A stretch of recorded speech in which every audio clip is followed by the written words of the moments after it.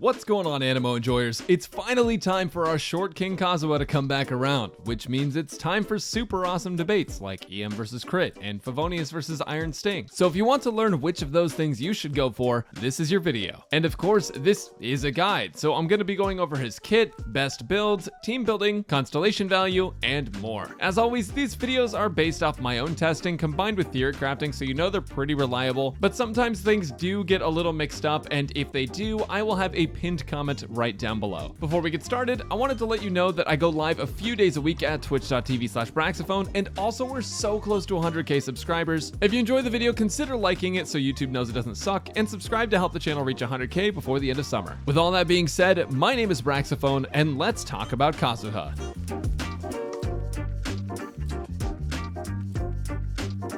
Kazuha is a character that'll make you go, damn, boy.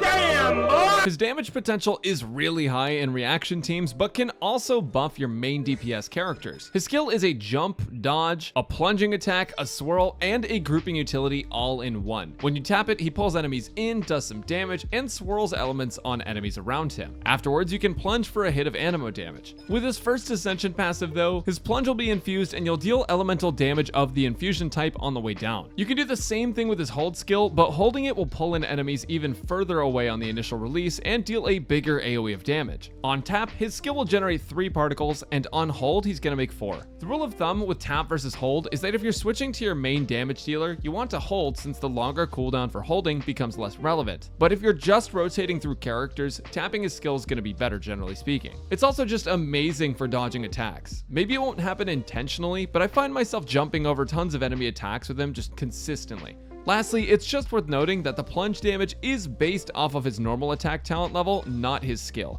For his burst, Kazuha makes a big AoE of ANEMO that gets infused and puts out both ANEMO damage and that element damage as well. Because it's dealing both at the same time, you're also getting swirls. Enemies within the field take a bunch of damage over time as a result, and it's gonna cost 60 energy, has a 15-second cooldown, and only lasts for 8 seconds. So most of the time, his burst will be one of the last things you want to do before switching to your main damage dealer. His second Ascension passive is what really makes him stand out though. It gives your whole team elemental damage bonus based on the element that was swirled by Kazuha, and this is any swirl reaction that Kazuha triggers. Some people think it's only on his burst, but Kazuha is able to give you so many elemental damage bonuses, and that's why double swirl is so strong, which is what I want to explain next. The damage bonus is 0.04% of Kazuha's elemental mastery, meaning hypothetically at 1000 elemental mastery for example, your team would get a 40% elemental damage bonus of that infused element. When you combine this with multiple elements being swirled, the damage bonus you're getting out of Kazuha is insane. If you want to know how to double swirl or get 2 buffs at the same time while also debuffing an enemy twice, here's what you need to know. Most double swirls are dealing with Bennett. Now Kazuha, when he's inside of Bennett's field, has a pyro aura on himself, which means that he's going to take priority to infuse that on his plunge and cause a swirl. However, if the enemy that you are going to hit with your ability has an aura on them, when you go up, you're going to swirl the element that is on the enemy. So in this example, you're going to swirl Hydro on the way up, and then on the way down, you're going to plunge a Pyro swirl, and that will debuff the enemy to Pyro and Hydro, as well as increase your Pyro damage and your Hydro damage. So essentially, you want an enemy to have one element on them, and also have yourself affected by an aura as well. With those 2 elements, when done correctly, you should be able to swirl both. Whether or not you'll be able to keep certain elements applied to certain enemies with different abilities is going to depend on those elemental gauges, but that's really complicated and I don't want to get into that for this video. If you guys want to know about elemental gauge stuff, let me know down in the comments below. Now, one thing to know about Kazuha is that because he's an ANEMO unit whose damage is based on swirl, you're going to want to level him all the way to 90. The way swirl works is that the higher level you are, the higher that damage scales with elemental mastery. And on top of that, because Kazuha's ascension stat is elemental mastery, you want to make sure he gets the most EM and the most EM damage by leveling him up to 90. And lastly, for talent priority, you should honestly just level them all together if you're going to level them at all, but if you want to go one at a time, level his burst, then skill, then normals.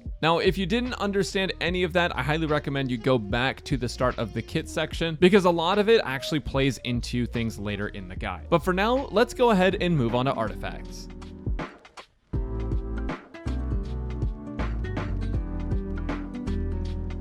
If you're below AR 45, I generally don't recommend farming artifacts since you're not guaranteed a 5-star until the highest level domain is unlocked. However, in Kazuha's case, his set's more important than its stats. Don't bother getting the right main stat on these since you'll be replacing these pieces eventually, but in the meantime, you can farm 4 pieces of Viridescent Venerer even if they're 4 stars. Viridescent Venerer makes it so that when you swirl an element, enemies get debuffed and have their resistance to that element lowered. Essentially, that just means that if you swirl cryo with Kazuha on the Viridescent Venerer set, you'll deal more cryo damage to enemies that got hit. Like I said, don't bother farming for the right main stats, but I do recommend farming 4 random pieces of Viridescent just so that way you can debuff enemies, at least until you get to AR 45. But when you do get to AR 45 plus, you're still gonna want Viridescent Venerer. The only difference is that the stats are something you actually want to farm for. There's currently a debate in the community over the best way to build Kazuha, so real quickly, I want to go over both ways, which is better and why. A lot of players build crit Kazuha, and a lot of that reason is misinformation, but some players also just opt for it because it's easier to build. And that's technically correct. In theory, crit is easier to build because elemental mastery pieces drop less than ANEMO damage and crit pieces. But elemental mastery Kazuha is a much better option in most cases. Contrary to popular belief, crit Kazuha is pretty close in damage to elemental mastery Kazuha. For example, in a single target scenario, a super high investment crit Kazuha with 24 crit substat rolls will be around 3% better than a full elemental mastery build. But in a more realistic scenario where you don't have hyper invested crit stats and you're in multi-target combat, elemental mastery can be a bit further ahead. And again, with 24 crit substat rolls, it's only 3% better. 24 crit substat rolls is a lot. You're going to have to either farm a ton or just get incredibly lucky to get 24 substat rolls onto crit. So most people on crit will be doing less damage than an EM build anyways. But that's not even the best part of elemental mastery builds. With Kazuha's Ascension passive that gives your team damage bonus based on his elemental mastery, your team will be outputting a ton more damage, which means that Kazuha's damage contribution is actually a lot higher with an elemental mastery build. On top of that, you don't need to invest in Kazuha's talents for an EM build to get value, so you can actually save your resources if that's something that you care about. Elemental mastery should be what you're shooting for on your Viridescent set.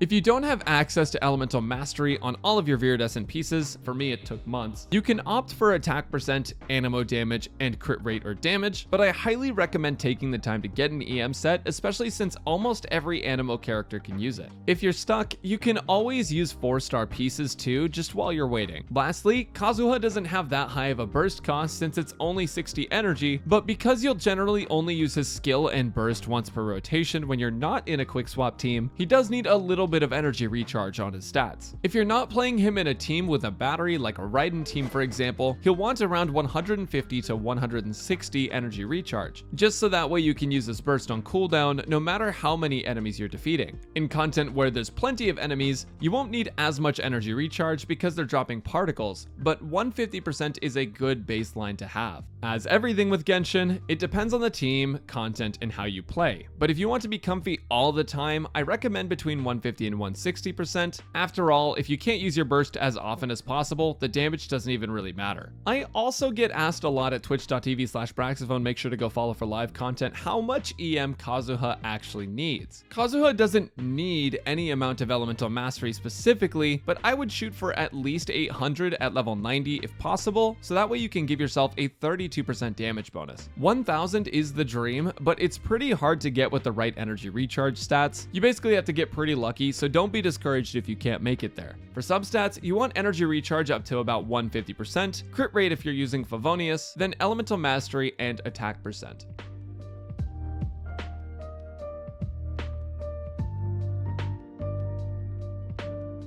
First off, let me just say that Freedom Sworn is best for him when you have energy recharge substats, because it buffs your entire team and has a ton of elemental mastery to give Kazuha. It's just a really good weapon for him. But with that said, I don't think you necessarily need Freedom Sworn, since it's not as flexible as Elegy, and it's only a bit more elemental mastery on the main stat than Iron Sting. So it is best in slot, but if you're concerned on whether or not to pull for it, you don't really need it, especially because it doesn't even really look that good on him. Come on, guys. Fashion Impact. Now, if you're free to to play or just someone who doesn't have Freedom Sworn, there's this debate going on right now between Favonius Kazuha and Iron Sting Kazuha, so I wanted to talk about which is better. If you're looking at raw stats, Iron Sting will be better because it gives you more elemental mastery, which raises Kazuha's overall damage and also your team's buff. But using Iron Sting on Kazuha is mostly just extra gain for players looking to max damage. In most teams, if you want to have Kazuha's burst up on cooldown, you'll want around 150 to 160% energy recharge. There are teams that generate a ton of energy, like Raiden teams for example, and in those cases you can opt for less, sometimes even zero. But in teams like Melt Ganyu for example, where there's little to no particles being generated, you definitely need that higher energy recharge stat to make sure that you always have his burst going. The reason players advocate for Favonius Sword is because at max level it gives 61% energy recharge, which is way more comfy than having to hope for 60 energy recharge on elemental mastery pieces, which are hard to farm. On top of that, when you land a crit, you can generate white particles, which you can pick up on Kazuha or any other character in your team. As an example of how helpful those particles can be, in a mono pyro Yoimiya team with the right rotation as shown on screen, if you generate the bare minimum particles with the correct rotation without catching any of the particles on Yoimiya, you'll generate 14 particles total and 14.4 energy for Yoimiya before energy recharge and HP particles. Essentially what that means is that you can comfortably play 4-piece Shimenawa on Yoimiya with nearly zero energy recharge, just because of the extra particles that you have.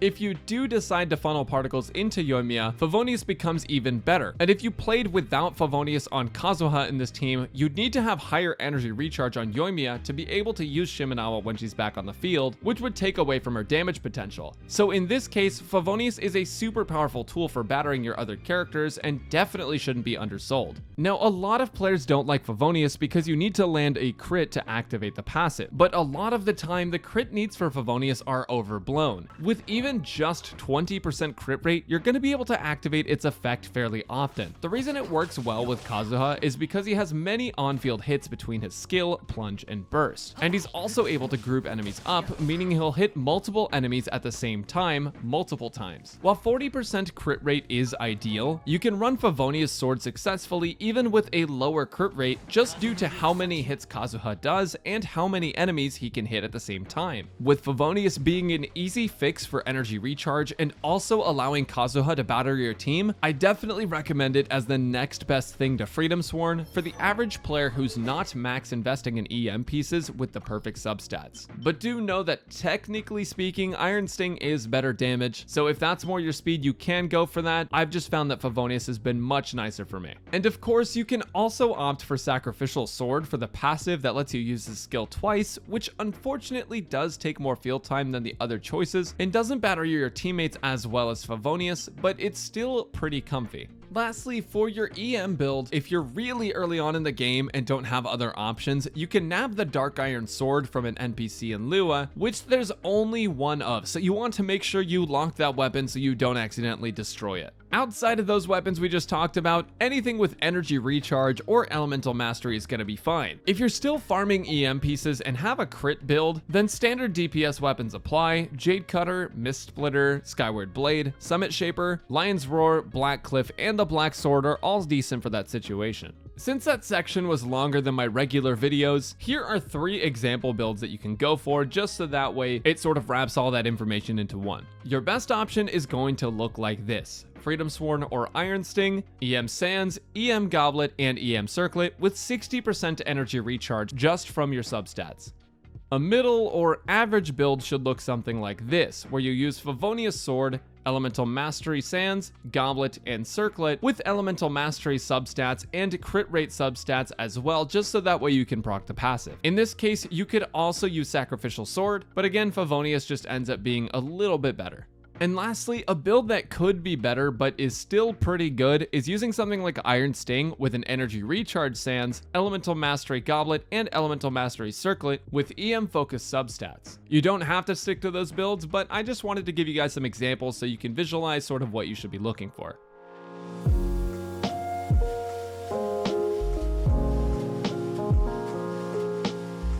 Kazuha is a super flexible unit that fits into most teams in the game, but there are plenty of meta teams he fits into as well. I have many favorites, but one of my favorites is Melt Ganyu, which features Ganyu, Bennett, Kazuha, and Zhongli. In this team, Kazuha is replacing Xiangling. Kazuha is super helpful here because he's able to swirl cryo and also infuse pyro into his burst. With Viridescent, Zhongli's shield, Bennett, and Melt, Ganyu's charged attacks get mega buffed and they can put out huge damage. If you manage to not hit enemies with Bennett's burst after applying cryo to them, you can actually swirl both. This team is just really strong in general, and I recommend giving it a try if you like massive numbers. Next up is a freeze team featuring a cryo carry like Ayaka or Ganyu, another cryo damage dealer like Rosaria or Kaya, a hydro applier like Kokomi, Mona, or Xingqiu, and Kazuha. That was a lot of names, but trust me, freeze in this game is just that flexible. You can really run most combinations of cryo damage dealers and a hydro. Kazuha should be able to debuff both hydro and cryo together as well, and also able to apply hydro or cryo with his burst, which makes freeze one of the more flexible teams for him. He's super strong here, and I'd highly recommend trying it. The third team I want to showcase is International, featuring Child, Kazuha, Xiangling, and Bennett. In this team, you can debuff both Hydro and Pyro and double Swirl in order to get a Hydro and Pyro buff as well. And in this team, since Xiangling already deals insane damage and Child's melee stance will apply so much Hydro that it'll be easy to vape Xiangling's burst hits, you're going to output tons of Pyro damage. And again, with the Hydro buffs, Child's also going to be doing a lot more. International is just one of the strongest teams in general, and it's made even easier and more fun with Kazuha. Lastly, for the fourth team, you have Kazuha and 3 flex spots. Yes, you can literally play him with almost any character in the game. He has a short skill cooldown, meaning that you can play him in quick swap teams, and because he's ANEMO, he fits into reaction teams as well. He's a debuffer as well as a team damage buffer, and as a result can be one of the most versatile units in the entire game. This sounds ridiculous, but if you pair any swirlable damage dealer with Bennett and Kazuha on the same team, you get a hyper carry team where that character will be putting out high damage. I've even seen DPS Diona clear Abyss with Kazuha, Bennett, and Shenhe. He's an amazing character and super flexible, so play him with whoever you want. If you want more concrete stuff though, there are other teams in the KQM document in the description, so you can go ahead and check that out.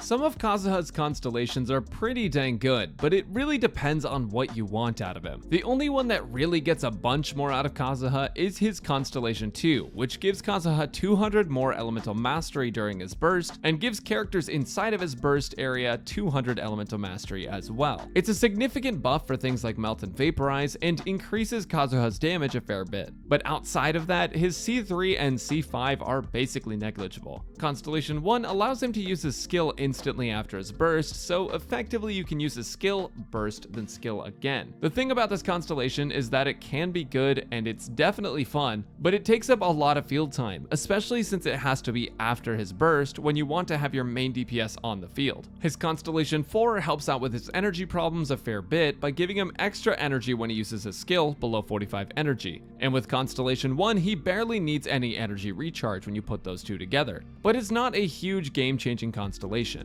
His C6 is super fun though. I like to call it Fancy Taser since you get an ANEMO infusion after plunging with Kazuha's skill. With that infusion, you're able to either build him with crit and try to make him pump out tons of personal damage, or you can use him similarly to Sucrose in a Taser comp as an on-field carry. I recommend the latter because he gets normal charged and plunging attack damage bonus based on his elemental mastery with his C6, so overall that will likely be better, but I don't know, some people just like to see the big numbers, so I understand if you want to build him crit. Now, do I recommend Constellations on Kazuha? To be honest, not really, since he's more than a capable unit at C0. He's amazing as is and doesn't really need Constellations to be good. That being said, if you're going to go for Constellations, there's basically no point in going past C2 unless you plan on C6ing him for ANEMO infusion memes. If you insist on spending this patch after owning him, Freedom Sworn is a pretty good pickup, though again, you don't really need either one for him to be good. I wouldn't recommend going past C0, and I also wouldn't recommend picking up Freedom Sworn if you plan on getting some of the Sumru units that are coming out pretty dang soon.